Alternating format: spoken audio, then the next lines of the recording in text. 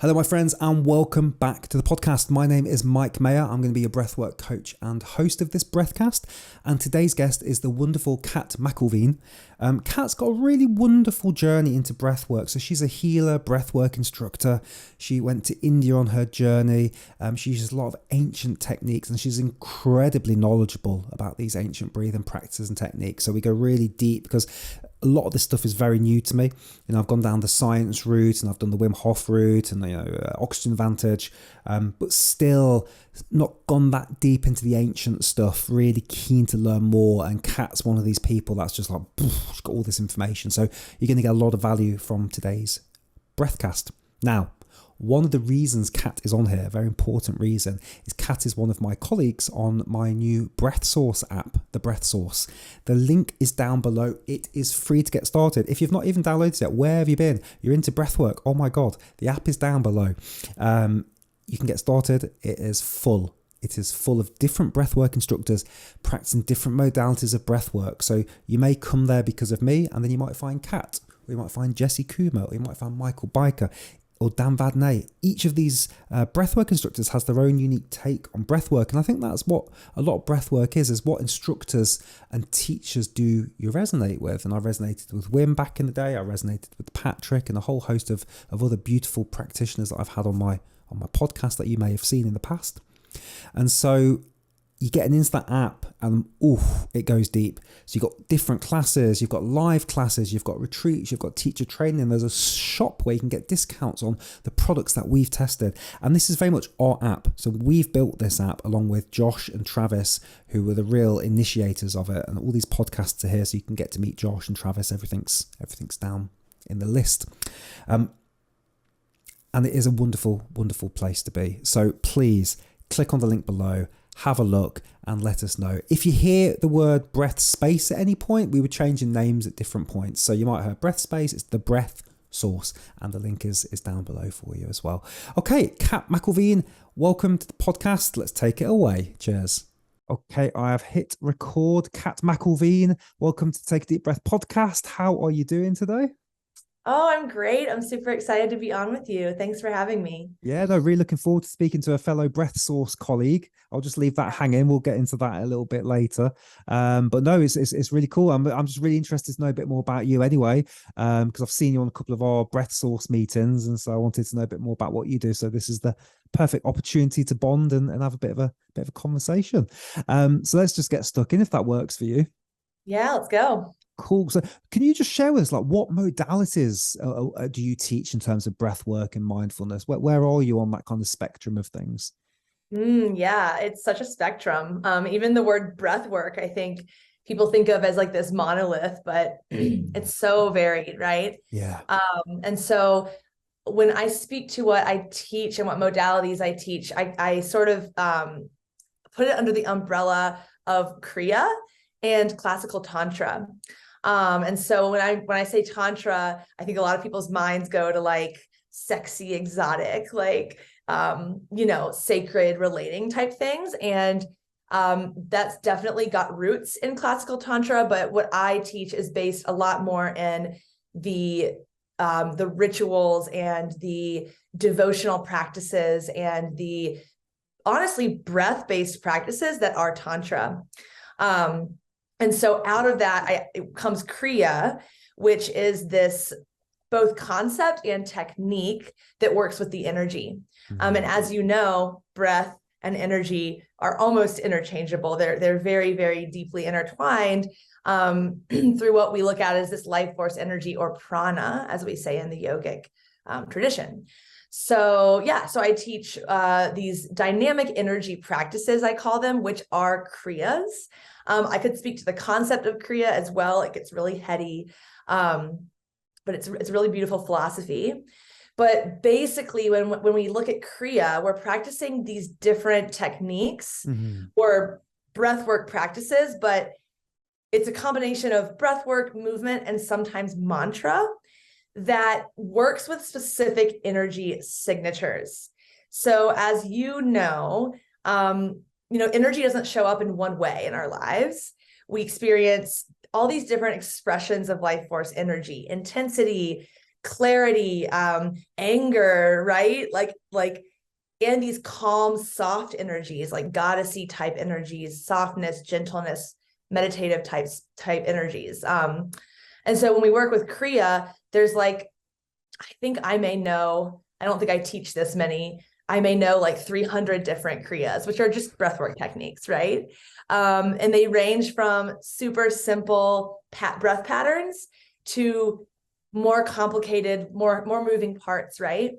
But all of them are either evoking a certain energy within us, like maybe we're lacking in that fire in our gut, like we're feeling kind of stagnant. So we could practice these Kriyas that heat our body up, that activate our energy, that get it moving. We can also use Kriya to work with a certain energy we're experiencing that we may not want. So perhaps we want to clear some toxic like bonds that we have, some like energetic, cords that we have with a situation or a person, and we want to clear that. There's Kriyas for that too. So it's this really beautiful, almost prescriptive practice. Like sometimes I speak to it with my community as like a Kriya prescription for what you're experiencing. And yeah, that's pretty much the gist of it. It's a very vast philosophy that is so beautiful, because when you don't really know what to do or figure out about what's going on in your life, well, you can always practice, right? You can always practice Kriya. Yeah. So that's what I teach. Yeah. Very cool. So I'm very excited now because I was literally, maybe because I knew we had this conversation come up, and it was in my subconscious. I think it was either today or so. I was going, I don't know what Kriya is, and I really need to find out what Kriya means and stuff. So obviously this has happened. The universe has set this up for us, which is very cool. I did my first tantra session a couple of months ago at the UK Breath Festival. I loved it, and it was, as you said, he said the same thing as dude. He's like, a lot of people think it's related to sex, and there is that element, but we're not doing that today, Yeah. And he was talking about it. He goes, we're going to talk about the G word. We're going to talk about God. And I was like, oh. And so he's like, this is God. And this, and it was a real, and I loved it. It was we did a lot of stuff at the end where you kind of stared into your partner's eyes and all that. It was a fantastic session. But I might say this wrong. Sudarshan Kriya. Have you heard of this one? Sudarshan. Yeah. Okay. Yeah. I did that with I don't know if you come across Breath with James Nestor, that book that came out. It's like it's a really good, it's a fantastic I'm pretty book. sure it's on my list. My reading list is very long. Yeah, mine too. Yeah, and I've got a lot of books that I've bought and haven't read yet. So I've got a list of books I want to buy and books that I buy anyway. Yep. I did that with him in Costa Rica this year, and that was very interesting. Wow. But I still don't know what Kriya means. So can you break that down for us? What is Kriya? How can you explain it to me in like a way that I'll get it? Because I'm like, is it like a pranayama? Does it just mean breath work? Is there something more rooted to it? So yeah, I'd love to get your interpretation of Kriya, please. Yeah, I love this question. And I think Kriya is a word that is peppered throughout the kind of yoga world and the mindfulness space. And as you may know really well, these terms can kind of take on a life of their own. And I also think kind of through playing telephone around all these communities, the meaning can get lost. And so I'll speak to both the concept of Kriya as I understand it, as was taught by my teacher in India, and then the practice of Kriya, right? Because, and I keep coming back to yoga, right? And I am a breathwork instructor, but my roots come from yoga. That's where I discovered pranayama and its effects on my life and how it changed everything for me. And so when we look at yoga, there's the concept of yoga and then there's the practice of yoga. And with so many things in life, there's the concept and the practice. Because we can know something mentally, I can regurgitate the words in the book to you. But if I've never practiced and had that direct experience or gnosis within me, then I can say anything, but not actually have that lived experience of it, that true understanding of it, which is where the actual shifts take place in our life and our consciousness and our awareness. Mm-hmm.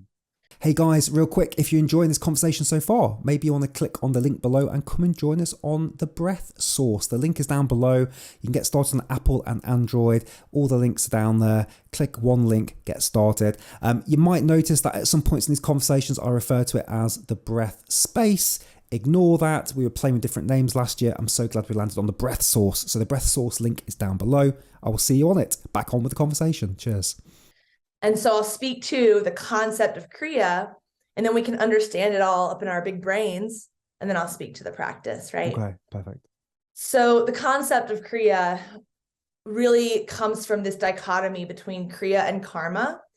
And these are big terms. I promise I'm going to make them also kind of simple. When we look at the concept of karma, we're looking at the concept of being bonded, right? Bondage into stuck patterns or repeating patterns, right? And so when we look at karma playing out in real life, this is like those habits, those ways of living, those kind of autopilot, what we call samskaras, or rutted out ways of being and thinking that we're sort of in a cycle of. And those keep us in the known, right? The ever repeating known. Into our minds, that's really safe. And that's why it's so hard for people to break out of that resistance to new experiences, to practices that are going to expand us and make us change in some way, because that's really scary to that kind of primordial brainstem level of our mind. That's like, if I don't know it, it's dangerous. It means death. And so when we are in karma, we're really just stuck in these cycles. We're bonded to them. And the opposite of karma is Kriya. Okay, so there's always this moving back and forth between karma and Kriya, karma and Kriya. Are we moving more towards karma or more towards Kriya? Kriya is liberation. Kriya is evolutionary action. So whereas karmic actions are actions that we do over and over that are keeping us stuck, Kriya is evolutionary action that evolves us, that brings us out of those cycles, right? Out of the ever repeating known into maybe unfamiliar, but elevated experiences. That's growth, right? That's awakening. Awakening is I am now observing from my reality from a new level of experience, from a new level of understanding.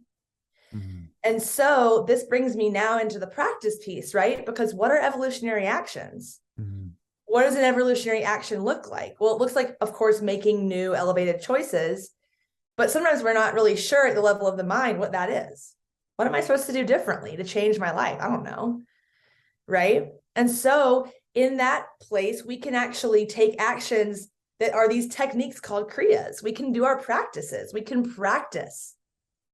And so Kriya, we have all these Kriyas that are these evolutionary actions that are these breath techniques, mantra techniques, movement techniques. So for instance, like prana shakti, I'm sure you've experienced this. It may be called other things as well. It's a really popular Kriya or technique, but it's like breathing and moving our arms up and down. It's a lot, you see it a lot in Kundalini, right? So that's a Kriya. And that is something that changes us at the level of mind, body, awareness, energy, that creates these shifts where we start taking evolutionary action. We start making different choices. And so when we move towards Kriya and out of karma, we're just honestly, instead of like forcing ourselves at the level of the mind to get out of these stuck kind of cycles, we're just practicing. And then it's kind of happening naturally. And it takes all the pressure off of us to have to figure it out. Right. So that's kind of how I explain, I guess, the concept of Kriya. If you want to get academic with it, Kriya is just a piece of the yogic canon. It's just a part of the yogic canon. If we look at the Vedas and those original yogic scriptures, they spoke to, there's so many different like schools of yoga out there and traditions of yoga, and Kriya is just part of that. Kriyas and these rituals and these practices are written in the Vedas. They've been, pieces and parts of Kriya have been taken in many different lineages, many different teachers.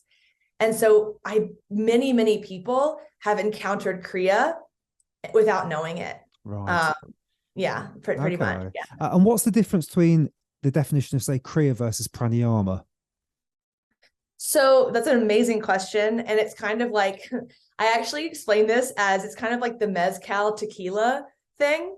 What's that? I don't know what that means. Tequila the drink? Yeah. So have you ever heard of mezcal? No. Okay, so mezcal is like very similar to tequila. It's like a liquor from Mexico, but it's a little smokier. I'm gonna get this wrong. I think not all tequilas are mezcals, but not all mezcals are tequila. Okay. You get what I'm saying? Yeah. So like it's like a Kriya, pranayamas and Kriyas, hold on, let me say this right. Kriya involves pranayama, right? Like we use a lot of conscious control of the breath and these breath techniques in Kriya. But there are many pranayamas that aren't a Kriya practice. Right. Okay. Yeah. Okay. So Kriya is not just about the breath. Is that fair? It's the movement in there as well and the energy practice. Okay. Whereas pranayama could be more breath led. Absolutely. Okay. Yeah, that helps. And I would say 80% of Kriyas, I mean, we're always wanting to bring in conscious control of the breath in any practice, right? Sure. I would say 80% of Kriyas have a specific technique with the breath, but then there's other Kriyas that are just mantra. Okay. Yeah. Cool. Okay. Thank you. I'm learning a lot here. This is ace. This is really cool. Yeah. I've done about 75 episodes of the Breathcast now, and I keep thinking, at what point do you think, okay, I'm done? And I think the answer is probably never, because every single time you just keep learning more and more stuff, which is really cool. So thank you. Let's wind back. How have you got involved in this? This is fascinating. Where does your journey kind of link into all this? Totally. Oh my gosh. This like all of my life. But I can speak to a couple of main spaces where this came in. So I have basically experienced or did experience pretty much daily anxiety for the first 25 years of my life. It feels ancestral because I don't remember a time when I wasn't anxious. Like even as like a 5-year-old child, my parents just joke about how anxious I was. And so, when I got into my early 20s coming out of college, I was just really effing tired of feeling that way. And I have never been someone who ever wanted to get on medication, find these like Band-Aid kind of fixes for something that felt so like soul level of just anxiety and fear of life. And, throughout college, I had found yoga, and I'm talking about like sweaty core power kind of yoga where you're getting a good exercise, right? And I always just knew there was more. I just knew it. It was like this seed of knowing within me. I'm not even sure where it came from. Every time I would go to a yoga class, I was like, there's something really vast underneath this. I don't know what it is, but I know it's there. Like, this is not all there is to this. And I don't know why, but I want to keep coming back. And so when I was in my last year of university, I had to take like a 1 credit hour class. Sorry, my dogs are barking. Don't worry, mine's downstairs and she barks every now and again. Don't worry. Cool. Yeah. I had to take this 1 credit hour class, right? And I was like, I'm just going to take some like PE class, physical education, just like an easy credit, right? And I saw yoga on there and I was like, cool, I'm already enrolled in classes. I'm just going to take this yoga class and like get a good stretch in every day.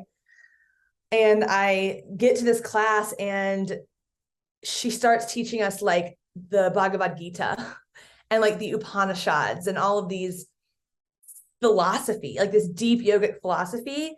And I have never felt a more ancient remembering in my body than when we started learning that stuff. It was like, and this is the most cliche statement, but it was like everything made sense. I was mind blown. And then, as always happens with the awakening path, right, we fluctuate, right? We're that initial stage of awakening where we're fluctuating up and down. I was like, cool, that was a great summer. My mind is blown. Yoga's amazing. Now let me go back to like partying and like numbing myself and just struggling with my anxiety, right? It was part of my path. And that eventually led me to India. You know, a lot happened in between that. Just kind of general early 20s nomadic living, trying to find myself. Looked great on the outside, traveling to all these cool places, and I was still like dying inside, right? And so I go to India really impulsively. I'm like, I want to do a yoga training. I'm going to sign up for this training in Rishikesh. I signed up with like barely time to get my visa, and I was on a plane to India, to New Delhi at 24 years old. And yeah, that's where I met my teacher. That's where I met the first yoga school where I studied. And I had no idea what Kriya was. I had no idea what Kundalini was. And when I speak to Kundalini, this is not as taught by Yogi Bhajan. This is just general Kundalini activating practices that aren't, you know, part of a specific like brand. So yeah, I spent my first 6 weeks in India just having my mind blown, my worldview blasted apart, you know, all of my patterns and ways that I looked at my life and myself totally just shattered and rebuilt.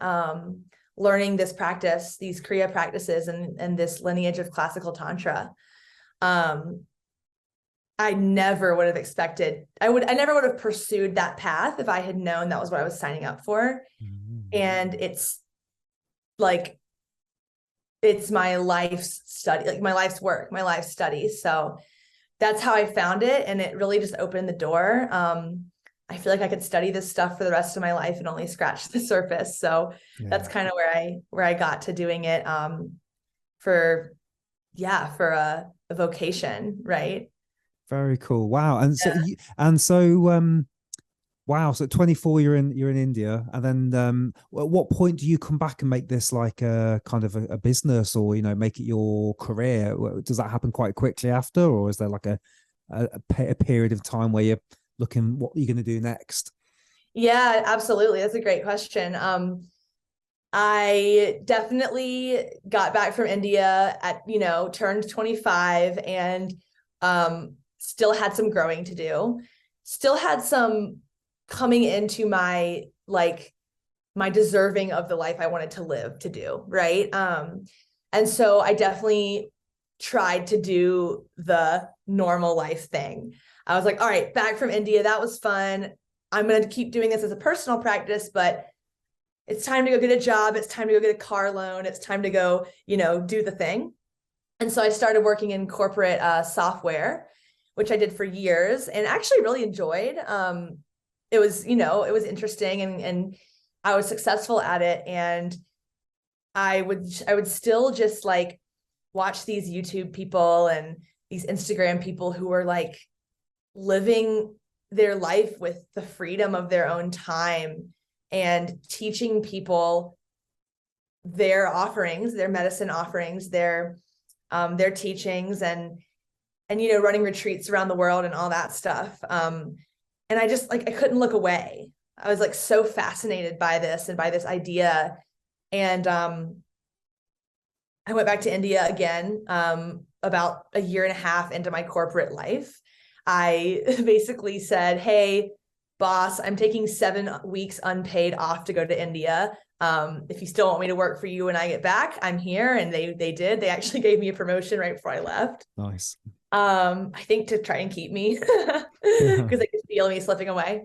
So yeah, I went back to India and that was when I kind of realized, like, what am I doing? Like, if I'm so drawn to the idea of having my own business, and I say healing business, but I've actually been trying to move away from the term healing lately. I feel like we're never truly healed, right? And I don't heal anyone, but yeah, just business of teaching people and giving people the tools to take upon their own healing, their own growth, their own evolution. When I got back from India, I was like, I can't keep doing this. Like I'm honestly kidding myself that I'm gonna just stay in the corporate world because it's safe and it's easy. Mm-hmm. And in that moment, I decided that I'm not sure how, I'm not sure when, but I'm gonna make this my life's work. And it took another year and a half to leave, as things do. Like I had planted that seed and then I trusted that it was going to happen the way it needed to happen. I really released the like, oh my gosh, I've got to do this. It's life or death. I need to do this. And one day I woke up and said, I'm going to put my 2 weeks in today. And it was just that. And it's come from there and been really divinely aligned, Yeah, fantastic. It took me 9 months to leave the first time because I was in the corporate world for 14 years, and I did a Tony Robbins event actually. Oh wow, and yeah. I went into my boss. So that was on the, I don't know, let's say the Saturday. On the Monday, I went to my boss and said, I'm leaving, but I'm going to leave at Christmas. I'm going to go traveling. Yep. So I gave her 9 months notice. And I was like, oh my God, plagued with all this like anxiety that I'm going to never get a job again. Anyway, we went traveling for a year. And then I got sucked back into the corporate world again. So I'm still in it right now. Oh, wow. But I'm leaving at Christmas. So it took me 3 years to get out this time. But that's it now. But so it's interesting to hear your story as well, because you do have that pressure. It's the right thing to do. Everybody else is doing it. It's normal. Yeah. And they give you all these, I heard this wonderful term called golden handcuffs. And so they give you all these benefits and you think, oh, that's amazing, get healthcare. Anyway, so it's interesting. It's good to hear your journey because it's given me a bit more confidence for my journey, because I'll be leaving in a couple of weeks time or a couple of months time as well. So for sure. And the golden handcuffs, I got chills when you said that, because when I was officially leaving like that when I put in that 2 weeks to really leave, I got on a call with 3 of my superiors trying to convince me to stay. Yeah. And one of them said outright, if you're here for a few more years, you're going to be looking at 6 figures. Mm-hmm. And I had a little moment of, oh shit, what am I doing? Yeah. And it was that golden handcuffs of trying to keep me. And you have to really, when you make that decision, you have to decide you're going to stick with it and then hold your boundaries strong. Yeah. That was definitely a test of my ability to trust that what I was doing was right. Yeah. So thing is, it's in some respects, it becomes a bit easy because when you, like, I don't know, like for you, I'm sure it's the same, but like the fact that I get to do this sort of stuff and help people and, learn about stuff and then teach breathing, it's like, it's the best job in the world, and so even though the golden handcuffs are really shiny, the day-to-day satisfaction I was getting was like 1% of what I was getting to do this now. So but you have to have that trust of, anyway, it's really interesting to hear your journey. Thank you for sharing that. That's really cool. Can you just talk a bit about Tantra, Cat? Because what is that? And is that part of Kriya, or is that completely separate, or was it born out of Kriya? I don't know. So how does Tantra fit into it all? Yeah. I love talking about Tantra. I especially love talking about Tantra because I'm really passionate about, how do I want to say this? Like, clarifying some of the misunderstanding out there about Tantra. And I have some pretty passionate feels about the difference between Neo-Tantra, which is these sacred sexuality practices, and they really all are based in modern times, right? Like, so that's a whole different thing than when I say Tantra. And I love educating people on this because classical Tantra, which is really just Tantra, but I'll say classical to help differentiate it, is this incredibly vast, huge set of traditions coming out of India and Eastern practices. And you hear of Buddhist Tantra as well. But I'll speak specifically to yogic Tantra. So Tantra is this ancient, I guess I would call it like almost like a religion, but it's much more of these practices and teachings that come out of ancient India. And we see Tantra first mentioned in the Puranas, which are part of the yogic canon of the Vedas, like the scriptures of yoga, in about the 7th century. So whereas yoga we're looking as far back as like 6,000 BC. Tantra comes about actually in around 7 CE, right? Or 8 CE, whatever the 7th century is. And so it's really, there's so much, there are so many traditions of Tantra. There's a lot of different sects, SECTS of Tantra. And there's also this, there's 2 schools of Tantra. There's non-dual Tantra and dualistic Tantra. When we hear the teachings of this is God holding my water, right? And this is God, my cell phone, and everything is God. We're looking at non-dual Tantra. Non-dual Tantra is this idea that everything is really part of this unified field of existence. And where we experience dualism or this split is when we have the perceiver and the perceived, right?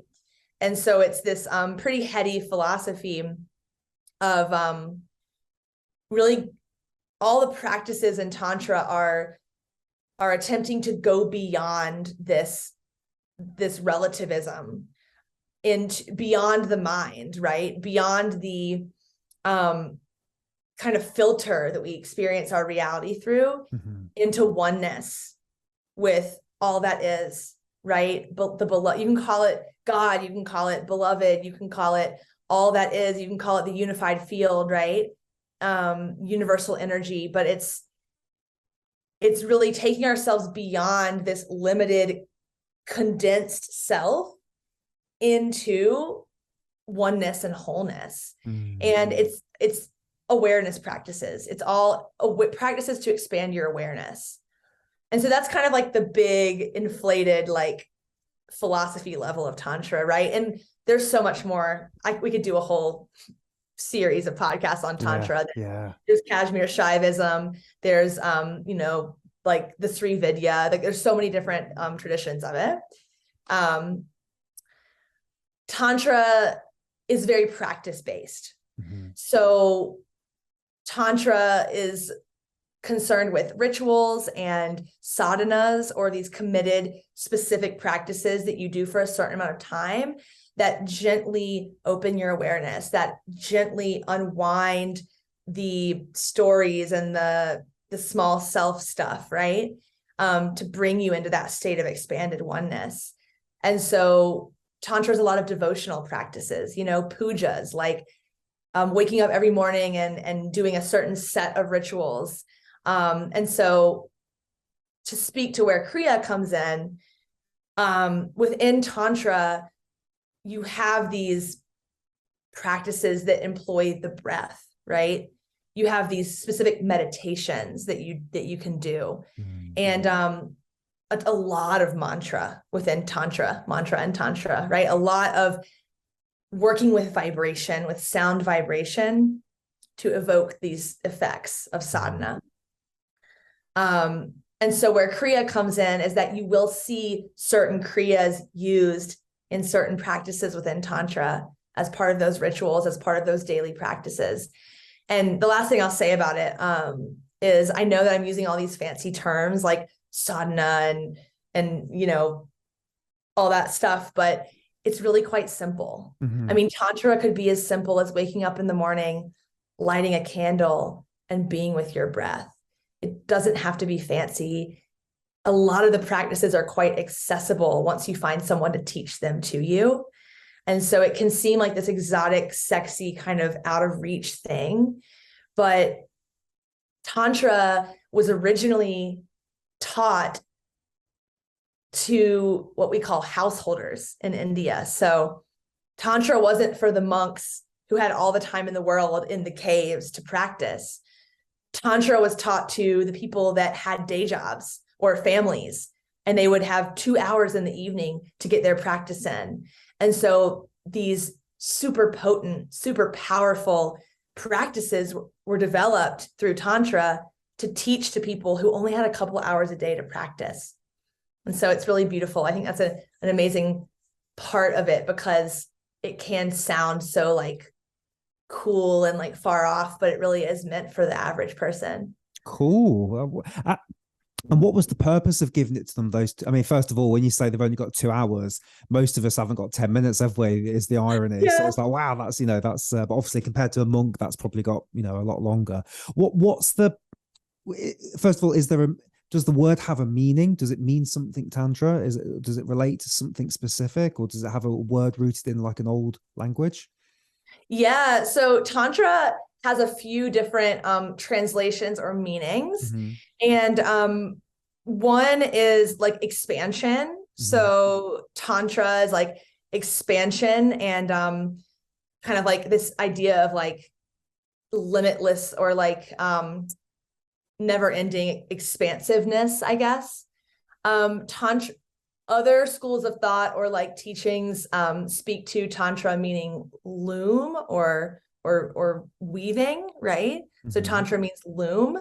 And when you actually, I'm gonna defer the definition of Tantra to Christopher Wallace, who is a really, really, he's one of the people that I study with and read a lot of his work.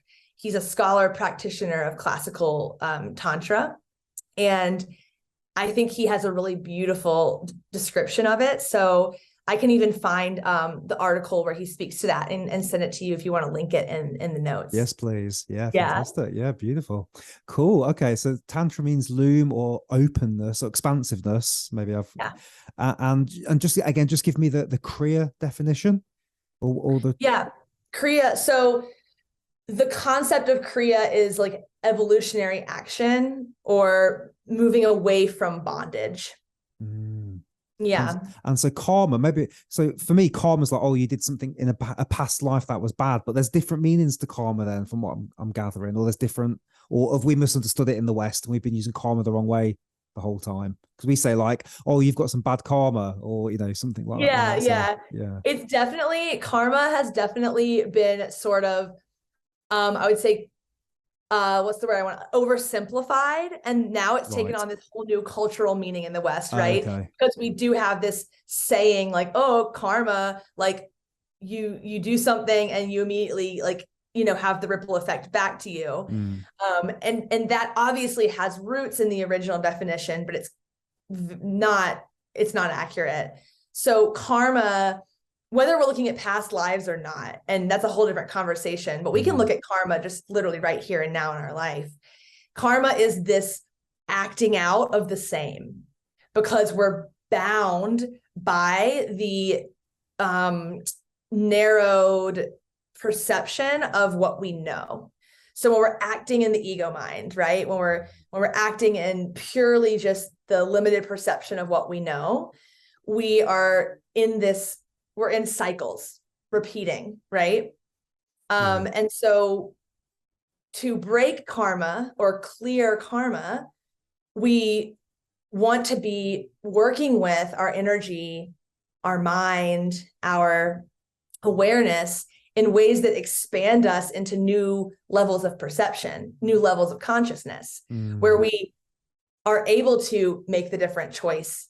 And that's what like breaking out of the bondage is, or at least the way I understand it is, I really do think of it like geometrically, like we're in this loop, and in order to not be in the loop anymore, we have to make a different choice than the one that's been keeping us in the loop.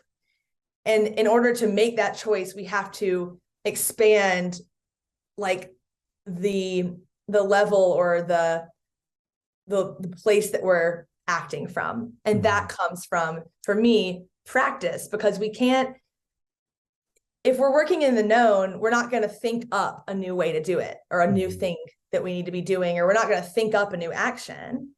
But when we practice, when we work with the breath, when we work with our nervous system, when we work with our thoughts and practice meditation, we expand ourselves to be able to make that different choice. And this is starting to sound like word salad, but it just gets kind of heady. No, it's really interesting. But yeah. Don't worry if you don't know the answer to this next one, because this is a bit more, maybe not in the field that you're in, but it might be. So that's why I'm going to ask it. How does Qigong link into all this, or does it not? Is that completely different sect, completely different countries, or is that rooted in any of this sort of stuff as well? Yeah, so all I know about Qigong is that I've taken a class before, but Qigong is, I believe, coming out of traditional Chinese energy work and Right. practices. And so, but like my answer to these kind of questions is whether you call it prana or chi or ki or life force energy, Hmm. you're working with the same thing, right? Yeah, for Yeah. sure. Okay, very interested. I could talk about this all night. We're gonna maybe we can do another one at some point next year. I'd love to get you back and talk about it. But I want us to talk a little bit, if you don't mind, about we're essentially colleagues now, you and I, Kat. So we're very exciting. So I want to talk about this very cool venture, an app called Breath Source. As in the source of breathing. And I'm just curious, what made you want to work with this app and these people? What was it that drew you in? Yeah, I'm so excited about Breath Source. I love that this whole project is happening. So I actually met Travis. So Travis is the founder, the brain behind Breath Source, because he attended one of my Kriya classes in studio Oh. before before the P word, the pandemic. And yeah, he just came in and I was teaching Kriya. And what's funny about in person or just any Kriya class is, I've got my regulars who are doing all the hand movements and doing all the crazy breath and they're into it. But if you get somebody who's never been in class before, I'm always kind of watching them because they're a lot of times it's looking around like, what the hell is going on here, right? People can be a little unsure when they first experience Kriya, right? Because it's just so different from so Mhm. many practices. So Travis comes in and we go into, one of the breath practices and he's going, like he's done this before, right? And he was totally comfortable in the class. And so we connected afterwards and we actually have a mutual connection that studied with my teacher. And that was, gosh, probably 3 years ago. Fast forward to a few months ago, I get a text from a random number. Hey, is this Kat? Remember I took that class at ceremony in Denver? I've got something I want to talk to you about. So that's how Travis kind of brought me in and told me about the project, and I was an immediate yes. Oh, cool. Very cool. Oh, Yeah. it's lovely to hear. And people watch and listen to this. What we're doing is we are interviewing all of the different breath masters that are in this app, Breathing Source or Breath Source. And so it's really lovely, actually, Kat, to hear everybody's individual journey. And I interviewed Dan Vadinay the other day, who does the DMT breathing channel. It was really good to hear Yeah. his story as well. So it's lovely to hear all of your connections because, as I've said on numerous podcasts, I've been contacted and approached by different apps in the past, and nothing ever felt right. But the minute I met Travis and the COO Josh, I was like, these are really good humans, and they're really trying to get breath work out to the world in the right way. And that's what just hooked me in straight away. Just being with, and then to meet all of you has been wonderful as well. What do you think people can expect from the app, or from what you're going to be putting on there and other people? Maybe just give people a flavor of what they can expect from yourself. Yeah. Well, overall, what I love about the app and what it kind of provides people is, breathwork's obviously a buzzword now, and it's kind of all over what popular culture and like the spiritual wellness industry, I call it. And like I said, it can kind of be a monolith. Like, what does breathwork even mean? And so what I'm really excited about with the app, and what you were speaking to with all the breath masters being these incredible humans who teach these really interesting, really different forms of what boils down to breath work, is the users of the app can expect to hop on and be exposed to and learn, and therefore really honor the tradition of breath work, working with the breath, by Mm. actually seeing how varied it is, seeing all the different kinds. And so I'm super excited for people to, I guess, just understand breathwork better by having it at their fingertips. And for whether they choose to be, paid subscribers or free users, to this level of accessibility is so important because breathwork really changes people's lives. I mean, this practice really, really can create huge shifts for people. and being able to like, send your kids off to school and then sit down in your living room and practice with breath masters from around the world with all these different techniques is really, really important work. Yeah. And so, yeah, and expecting from me on the app is just to learn more about Kriya.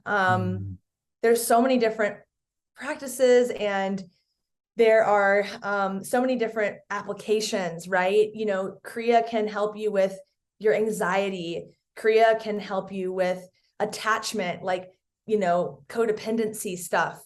Kriya, gosh, I could speak about it all day. There's just so many applications for it. So to be exposed to some of that through the app is what they can expect from me for sure. Yeah, well, I will absolutely be subscribing to you on the app and following your journey, because this is an area that I'm fascinated in. The whole, since I did again, I say it wrong, I'm sure, the Sudarshan Kriya, when I did that, I loved it. Well, just on that, in that recording that I was practicing with, that was in Costa Rica, the person was going so hum. I think they're saying so hum. Does that translate to anything?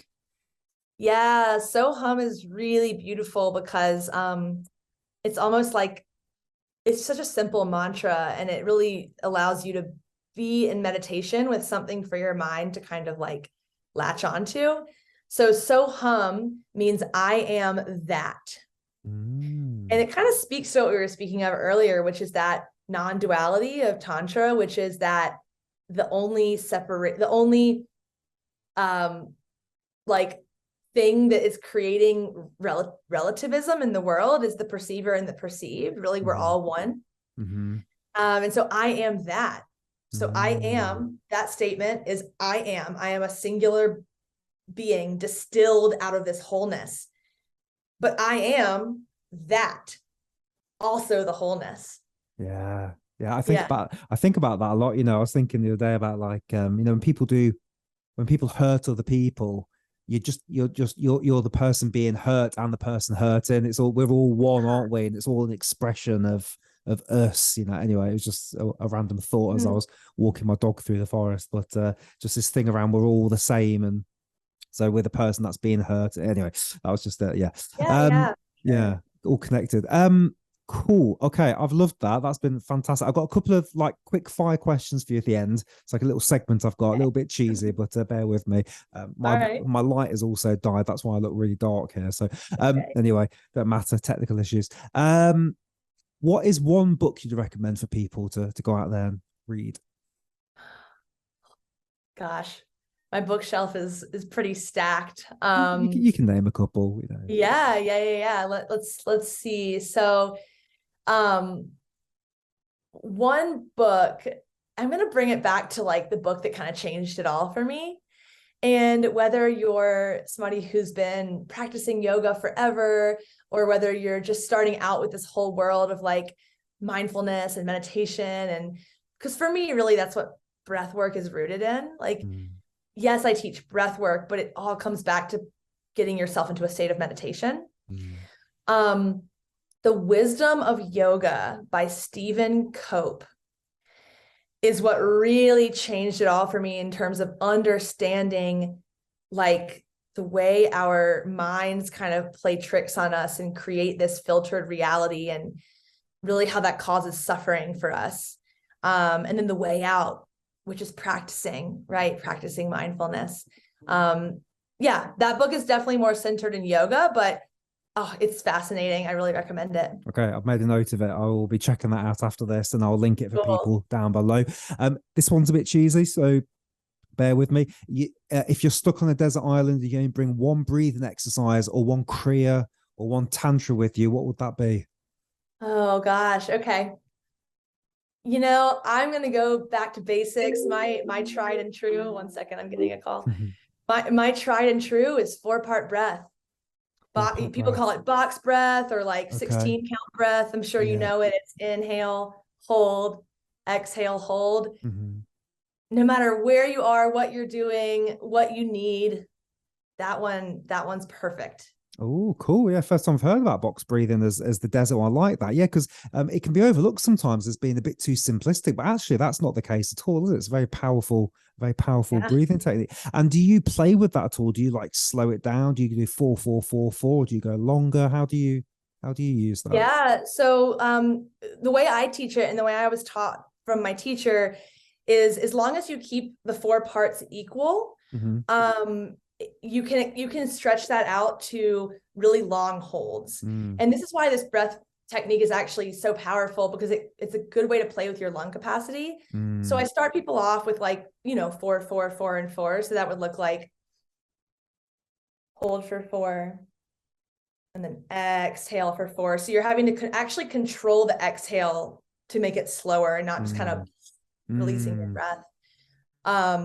But I've worked myself up at times to like 12, 12, 12, and 12, maybe even farther. As long as you just keep them all equal, you can really stretch it out. Yeah, very cool. Very cool. Last question. What does breath work mean to you? Mm, that's funny. This kept dropping in for me before we recorded this. And so I think my, like, whatever you want to call it, higher self, my wisdom was telling me you were going to ask me this question. Um, the way we breathe is like the way we live. I mean, the pace of our breath equals the pace of our life. When we're holding our breath, when we're breathing shallowly, we're living in this state of suspension and we're not dropped in, right? When we're not in touch with our breath, we're not present. And so the substrate for just the pure experience of our life is how we're breathing. I mean, it comes back to that. Mm, And when we don't have our breath, we don't have living.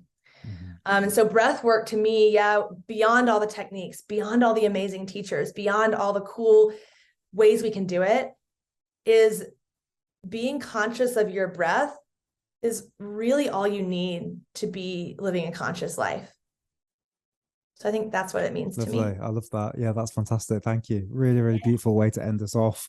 Kat, it's been a real absolute bloody pleasure talking to you. I've really enjoyed that and I've learned so much, and I'm sure everybody else has. And I'd love to do another one of these and just go deeper and Yeah, deeper because yeah, you're a fountain of Kriya and tantra knowledge. And I feel thank like we've you. just scratched the surface today. So very, very cool. Where can people find you if they want to do more? Yeah, so I hang out a lot on Instagram. Instagram is where you'll find, like, quick little free practices, and where you can kind of hop on my email list from and everything. So it's a good jumping off point. Mm-hmm. Cool. Okay, so we're going to link all that down below. So everyone watching, listening, you can go in the notes and you can find Kat's Instagram, and also you can find the link to get yourself signed up to Breath Source, which is the app for breathing that both me and Kat and many other wonderful practitioners are going to be on. So make sure you get signed up for that.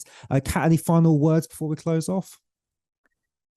Your questions were pretty amazing. I feel like I said everything I want to say, but thank you so much for having me on. This was really It's fun. been an absolute pleasure. Thank you so much for coming on. Wonderful. All right. Well, thank you. And thank you everyone for watching and listening. We'll see you on the next Breathcast. Cheers. Cheers, Kat. Thanks. I hope you enjoyed that podcast episode. I need you to do just one thing for me. If you got any value from the episode, please click on the link in the show notes or down below in the video description and go on over to the Breath Source. Come and join me on the Breath Source app. Me and all these other wonderful breathwork instructors, you can get started for free today. We have put our life, our heart, our soul into this app. There's retreats in there you can go on. There's teacher training. There's every breathing exercise you can think of, all taught by their own breathwork instructors with their own flavors and modalities and training and experiences. Come for me and find Jesse or find Kat or find Travis or find one of these wonderful human beings in there and come and play with the breath with us. So the link is down below. I hope to see you on there. This podcast, the Breathcast, is also in there. Ed Harold's Life with Breath podcast is also in there as well. So we want to make a place for you where you can find our breathing exercises that are on YouTube, as well as new stuff, as well as live stuff, as well as new breath friends, a real community, a real hub for breathing. So I'm so excited about this. I cannot wait to see you in the app. The link is down below. And I will see you over on the Breath Source in 2 seconds. I'm going to hold my breath and I'm going to wait for you. Go, click on the link.